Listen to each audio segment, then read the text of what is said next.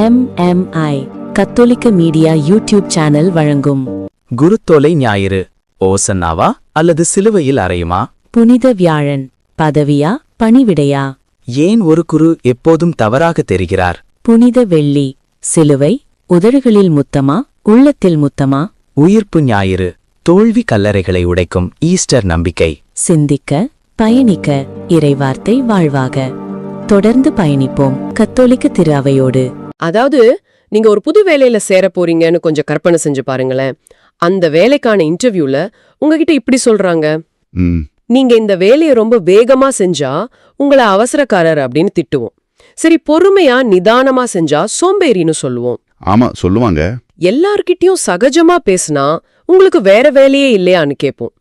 யாரிடமும் பேசாம வேலையில மட்டும் கவனமா இருந்தா உங்களுக்கு ரொம்ப திமிருன்னு சொல்லுவோம். இப்படி ஒரு நிபந்தனை, அட பாவமே. இப்படி எல்லாம் சொன்னா அந்த வேலையை நீங்க ஏத்துக்குவீங்களா? கண்டிப்பா இது சுத்த பைத்தியக்காரத்தனோன்னு சொல்லிட்டு அந்த இடத்த விட்டு ஓடிடுவீங்க இல்லையா? கண்டிப்பா ஓடிடுவோம். ஆனா உண்மையில என்னன்னா, ஆமா சொல்லுங்க. உண்மையில இப்படிப்பட்ட ஒரு வேலை நம்ம சமுதாயத்துல இருக்கு. அது தினமும் செஞ்சிட்டு இருக்கிறவங்களும் இருக்காங்க. இத கேக்குறதுக்கே ரொம்ப ஆச்சரியமா இருக்கே. நம்ம சமுதாயத்துல இப்படி ஒரு வேலையா? ஆமாங்க, நீங்க சொன்ன இந்த உதாரணம் ரொம்ப கச்சிதமா பொருந்துது.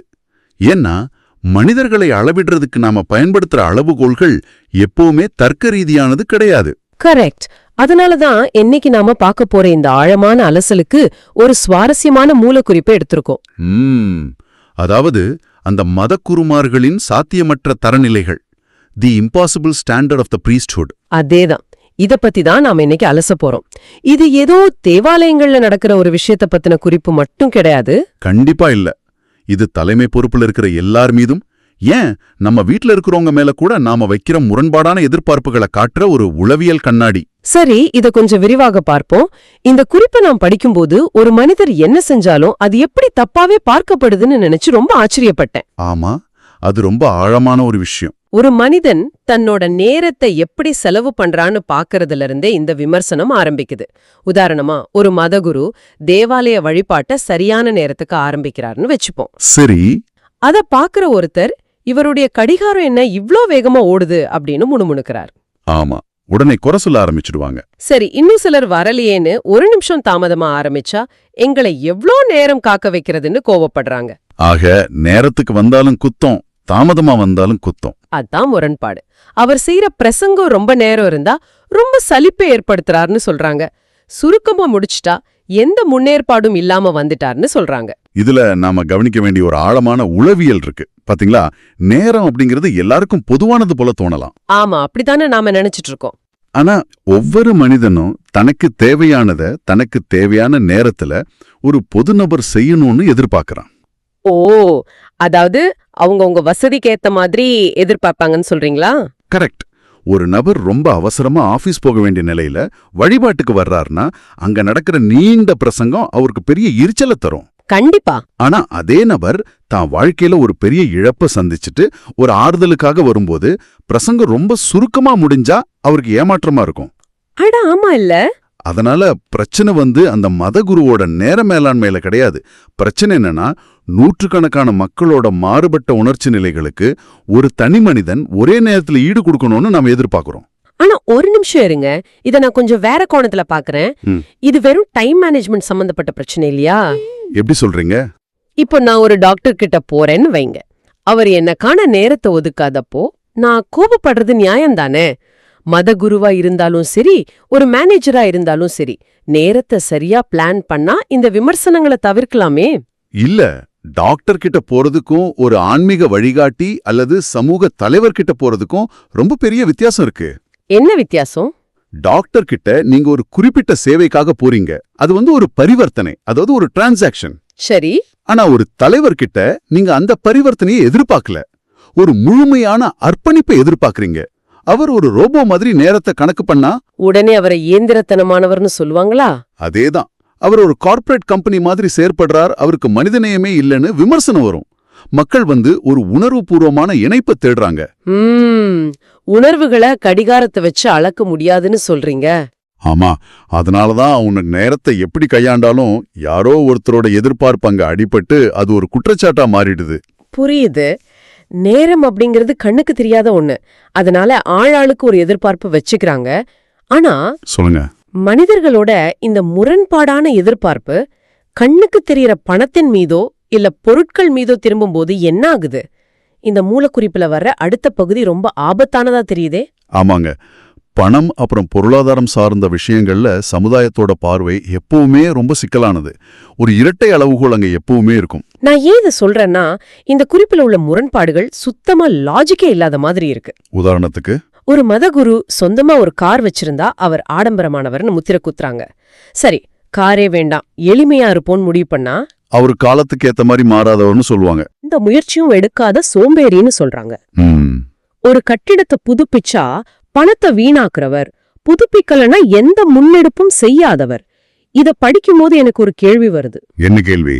இன்னைக்கு இருக்கிற காலகட்டத்துல ஒரு இடத்துல இருந்து இன்னொரு இடத்துக்கு போறதுக்கு கார் அப்படிங்கிறது ஒரு அடிப்படை தேவைதானே. அதை ஏன் சமூகம் ஆடம்பரம்னு முத்திர குத்துது? இத நாம ஒரு வரலாற்று மற்றும் உளவியல் பின்னணியில இருந்து பார்க்கணும். ஓ, இதுக்கு பின்னாடி ஹிஸ்டரி இருக்கா?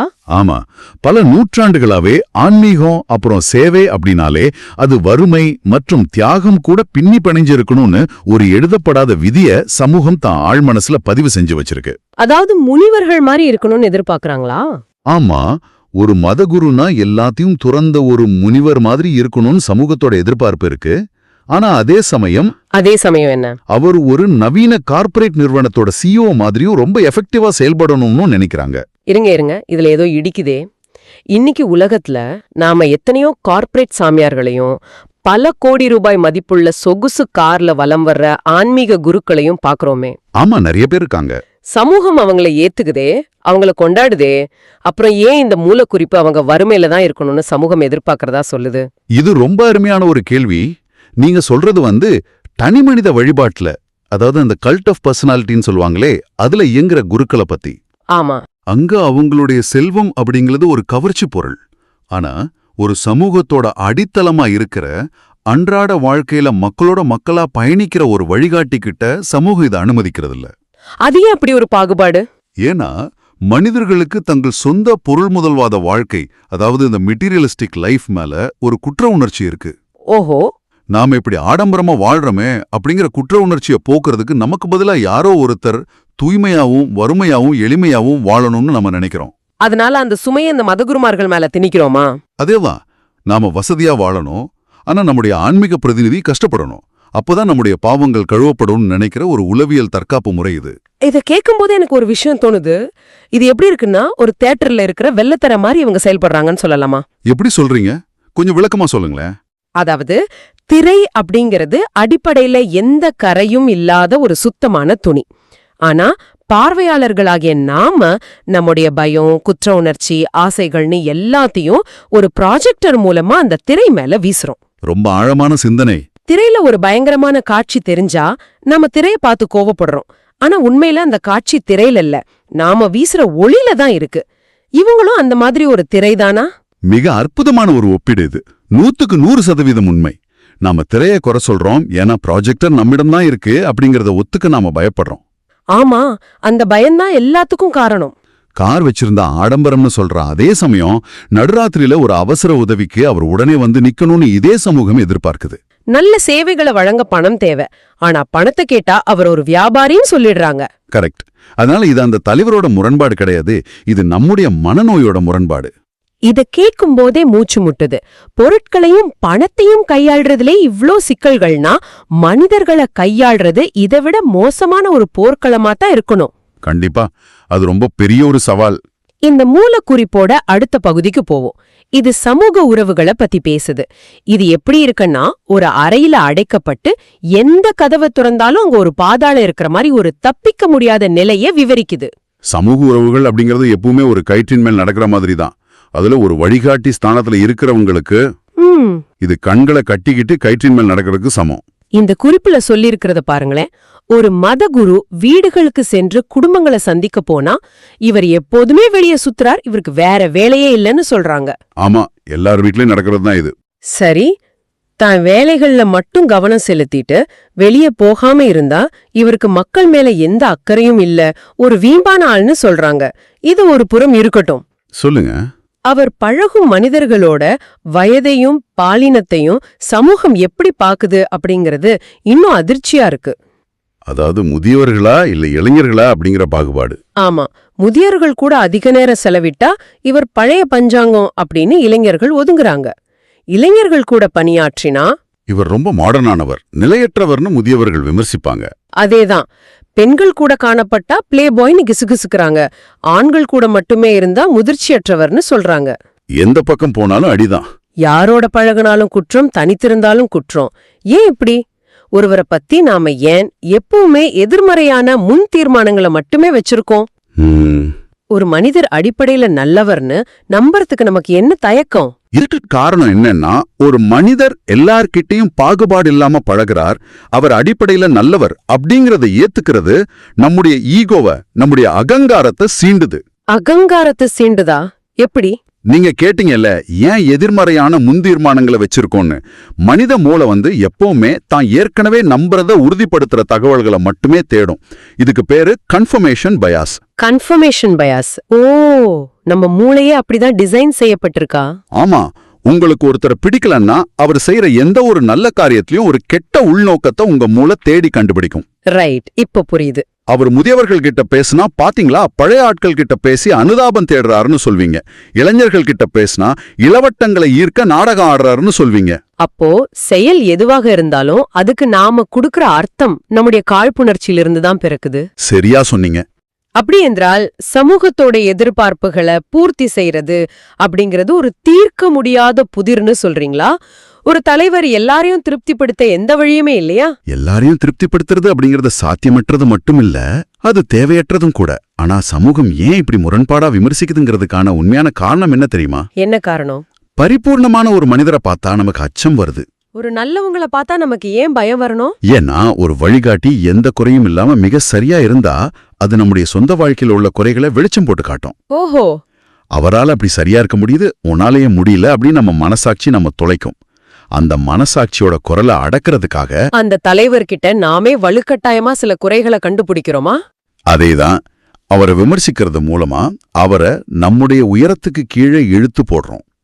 அவனும் என்ன போல ஒரு சாதாரண ஆள்தான், அவனுக்கும் ஆசைகள் இருக்கு, அவனும் தவறு செய்வான்னு நிரூபிக்க முயற்சி பண்றோம். அப்படி செய்யறதுனால நமக்கு என்ன லாபம்? அதன் மூலமா நாம ஒரு விதமான நிம்மதியை அடைகிறோம், நம்ம குறைகளை நியாயப்படுத்திக்கிறோம். அட பாவமே, இது எவ்வளவு வக்கரமான ஒரு மனநிலை! நம்முடைய குறைகளை மறைக்க குற்றமற்ற ஒருவரை தொடர்ந்து விமர்சிச்சுக்கிட்டே இருக்கும். ஆமா, அதுதான் மனித இயல்பு. தினசரி வாழ்வில் ஆரம்பிச்சு பொருளாதாரம், சமூக உறவுகள்னு தொடர்ந்த இந்த விமர்சனங்கள் ஒரு மனிதனோட இறுதிக்காலம் வரை அவனை விடுறதில்ல அப்படிங்கறத இந்த ஆழமான அலசலோட இறுதி பகுதி நமக்கு உணர்த்துது. வாழ்க்கையோட இறுதிக்கட்டம். ஆமா, இது ஒரு மனிதனுடைய ஒட்டுமொத்த வாழ்நாளையும் இறுதியா அவனுடைய மரணத்தையும் எப்படி மதிப்பிடுதுங்கிறத பத்தினது. உண்மையிலே இது எனக்கு கண்ணீரை வரவழைக்கிற ஒரு முரண்பாடு. மனித வாழ்வோட மிகப்பெரிய துயரம் இருவாத்தான் இருக்கும். வயதும் அதோடு தொடர்புடைய மதிப்பும் எப்பவுமே நேர்மாறான விகிதத்துல தான் இயங்குது. இந்த குறிப்பு எப்படி முடியுதுன்னு கேளுங்க. ஒரு மதகுரு இளைஞரா இருந்தா இவருக்கு என்ன உலக அனுபவம் இருக்கு, இவரெல்லாம் நமக்கு வழிகாட்ட முடியுமான்னு கேக்குறாங்க. அனுபவம் பத்தாதுன்னு ஒதுக்கிடுவாங்க. சரி, வயதானவரா இருந்தா காலம் மாறிடுச்சு, அவர் எப்போதோ ஓய்வு கெட்டு இருக்கணும், இன்னும் ஏன் ஒட்டிக்கிட்டு இருக்காருன்னு கேக்குறாங்க. ஆமா, வயசாயிடுச்சுன்னு ஓரங்கட்டுவாங்க. அவர் உயிருடன் இருக்கிற வரைக்கும் ஒவ்வொரு நாளும் அவரை விட சிறந்தவர்கள் எத்தனையோ பேர் இருக்காங்க, இவரால ஒண்ணும் முடியாதுன்னு இந்த சமூகம் சொல்லிக்கிட்டே இருக்கும். ஆனா அவர் இறந்துட்டா அவர் மண்ணுக்குள் சென்ற அடுத்த நொடியே, ஐயோ இவரை போல ஒரு சிறந்த மனிதரை நாம பார்க்க முடியுமா, இவருடைய இடத்தை நிரப்ப யாருமே இல்லைன்னு இதே சமூகம் கண்ணீர் சிந்தும். இது ஒரு பெரிய முரண்பாடு இல்லையா? எவ்வளவு பெரிய இரட்டை வேடம்! உண்மைதான். உயிரோடு இருக்கும்போது ஒரு வார்த்தை பாராட்ட தயங்குற இந்த சமூகம் இறந்த பிறகு ஏன் இப்படி புகழாரம் சூட்டுது? இந்த இடத்துல நாம மனித உளவியலோட ஒரு ரொம்ப ஆழமான இருண்ட பக்கத்தை பார்க்கணும். மனிதர்கள் எப்பவுமே தங்களுக்கு எளிதா கிடைக்கிற உன்னோட மதிப்பை உணர்வதே இல்ல. டேக்கன் ஃபார் கிராண்டட்னு சொல்வாங்களே, அதானே? அதேதான். ஒரு நபர் உயிருடன் இருக்கும்போது அவர் நம்ம கண்முன் இருக்கார், நம்ம அழைப்புக்கு பதிலளிக்கிறார், நமக்காக உழைக்கிறார், அவர் எப்போதும் இருப்பார் அப்படிங்கிற ஒரு மிதப்பு நமக்கு வந்துடுது. ஆனா இதுக்காக நாம அவங்கள விமர்சிக்க வேண்டிய அவசியம் இல்லையே. அதுல ஒரு சின்ன உளவியல் சிக்கல் இருக்கு. அவர் உயிருடன் இருக்கும்போது அவர் நமக்கு ஒரு அதிகார மையமாகவோ அல்லது நாம பின்பற்றி நடக்க வேண்டிய ஒரு இலக்கணமாகவும் இருக்கார். அது நமக்கு ஒரு சுமையா தெரியுது. ஓ, அவரை பார்த்து நாம திருந்தணும்னு நினைக்கிறது நமக்கு கஷ்டமா இருக்கு. ஆமா, அதனால அவரை விட சிறந்தவர்கள் இருக்காங்கன்னு சொல்லும்போது நாம நம்மை அறியாமலேயே ஒரு மேலாதிக்க உணர்வை, ஒரு அதிகாரத்தை அடையறோம். ஆனா மரணம் அந்த முழு சமன்பாட்டையும் மாற்றிடுதா? முற்றிலும் மாற்றிடுது. ஒருவர் இறந்து விடும்போது அவர் இனி நமக்கு எந்த அச்சுறுத்தலையும் தருவதில்லை. அவர் நம்முடைய குறைகளை இனி சுட்டிக்காட்ட முடியாது. சரி. அவர் இனி நம்மை விட சிறந்தவரா நம்ம கண்முன் வலம் வர முடியாது. இப்போ அவர் ஒரு வெறும் நினைவு மட்டுமே. ஆமா, இறந்தவங்க நமக்கு எந்த போட்டியும் கிடையாது. கரெக்ட். உயிருடன் இருந்தவரை அவரை நாம ஒரு போட்டியாளரா பார்த்தோம். இப்போ அந்த போட்டி முடிஞ்சிடுச்சு. அதனால இத்தனை காலம் அவரை விமர்சித்ததற்காக நம் ஆழ்மனசில் இருக்கிற குற்ற உணர்ச்சியை போக்கிக்கவும். பாத்தீங்களா, நான் இறந்தவங்கள மதிப்பவன் அப்படின்னு நம்மள நாமே நல்லவங்களா காட்டிக்கவும் அவரை அளவுக்கு அதிகமா புகழ்றோமா? சரியா பிடிச்சிங்க. ஒரு உயிருள்ள மனிதனை விட இறந்து போன ஒருவரோட பிம்பத்தை வச்சுக்கிட்டு அரசியல் செய்வதும் ஈகோவை திருப்திப்படுத்திக் கொள்வதும் மனிதர்களுக்கு ரொம்ப எளிதான காரியம். இத நினைக்கும் போதே உண்மையிலே ரொம்ப வலிய தருது. ஒரு தலைவராகவோ ஆசிரியராகவோ அல்லது ஒரு குடும்பத்தோட பொறுப்பான பதவியில இருக்கிறவங்களோட மனநிலை எவ்வளோ அழுத்தமா இருக்கும்னு என்னால இப்போ உணர முடியுது. ரொம்ப கஷ்டமான நிலைமை தான் அது. அவங்க எந்த திசையில போனாலும் விமர்சன அம்புகள் அவங்க மேல பாஞ்சுக்கிட்டே இருக்கு. அவங்க ஒரு சாதாரண மனிதனா இருக்கிறதையே இந்த சமூகம் முரண்பாடா பாக்குது. அதுதான் அந்த சாத்தியமற்ற அளவுகோல். ஒரு மனிதன் ஒரே நேரத்துல 2 எதிர்த்துருவன் கூட பேலன்ஸ் பண்ண முடியாது. ஆமா, முடியாது. அவன் ஒரு ஏழைய போல எளிமையாவும் இருக்கணும், அதே சமயம் ஒரு கார்ப்பரேட் தலைவனை போல சக்தி வாய்ந்தவனாவும் இருக்கணும். அவன் எல்லாருடனும் பழகணும், ஆனா யார்கிட்டயும் ரொம்ப நெருக்கமா இருக்கக்கூடாது. இதெல்லாம் சாத்தியமே இல்லாத விஷயங்கள். அவன் இளைஞனோட துடிப்போடும் இருக்கணும், முதியவனோட பக்குவத்தோடும் இருக்கணும்.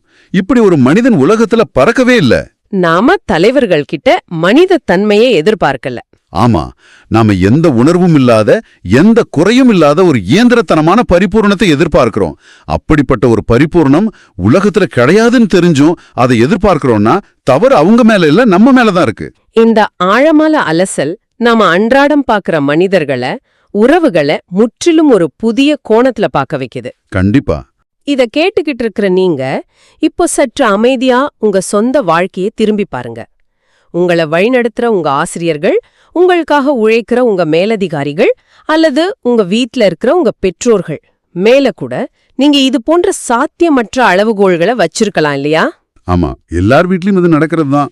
அம்மா இதை இன்னும் வேகமா செஞ்சிருக்கலாம், அப்பா எல்லார்கிட்டயும் இப்படி பழகி இருக்க கூடாது, என் பாஸ் இன்னும் கொஞ்சம் இறங்கி வந்திருக்கலான்னு அவங்கள ஒரு மனிதரா பார்க்காம ஒரு இயந்திரமா பார்த்து தொடர்ந்து விமர்சிச்சுக்கிட்டே இருக்கீங்களா? இது நாம எல்லாரும் யோசிக்க வேண்டிய விஷயம். இந்த அலசலோட இறுதி பகுதியா நான் உங்களுக்கு ஒரு ஆழமான சிந்தனையை விட்டு செல்ல விரும்புறேன். ஒரு சமூகம் தனது தலைவர்கள் கிட்டையும் வழிகாட்டிகள் கிட்டையும் எந்த ஒரு சிறு தவற்றையும் பொறுத்து கொள்ளாத அளவுக்கு பரிபூரணத்தை எதிர்பார்க்குதுன்னா அது எதை குறிக்குது? ரொம்ப முக்கியமான கேள்வி இது. அது அந்த சமூகம் உயர்ந்த தரத்தை கொண்டிருக்கு அப்படிங்கிறதுக்கான அடையாளமா, அல்லது ஒருபோதும் திருப்தியடையாத தன் சொந்த குறைகளை மறைக்க மற்றவர்களை பலிகடா ஆக்கும் நம்ம சமூகத்தோட ஆழ்ந்த பாதுகாப்பற்ற தன்மையின், அதாவது இன்செக்யூரிட்டியின் வெளிப்பாடா? இது ரொம்ப ஆழமான சிந்தனை. ஆரம்பத்துல நாம பேசின அந்த இன்டர்வியூவை நினைச்சு பாருங்க. நீங்க எந்த செயல் செஞ்சாலும் அது தவறு அப்படின்னு ஒரு வேலை இருந்தா அந்த வேலை மோசமானதில்ல, அந்த வேலையை உருவாக்குன அமைப்பு தான் மோசமானது. 100% உண்மை. மற்றவர்களை அளவிடும் அந்த முரண்பாடான அளவுகோலை, அந்த பொய்யான கண்ணாடியை உடைத்தெறிவதற்கான நேரம் இதுன்னு நான் நினைக்கிறேன். இத பத்தி நீங்க தொடர்ந்து சிந்தியுங்கள். உங்களை சுற்றி இருப்பவர்களை புதிய கண்களோடு, மனிதநேயத்தோடு பாருங்க. மற்றொரு சிறந்த அலசலோடு மீண்டும் சந்திக்கலாம். விமர்சனங்களை தாண்டி மனிதர்களை மனிதர்களாக புரிந்து கொள்ளும் பயணத்தை நாம இன்னைக்கு தொடங்குவோம். நன்றி. இது உங்களுக்கான சிந்தனை நேரம். விடைபெறுகிறோம். MMI கத்தோலிக்க மீடியா யூடியூப் சேனல்.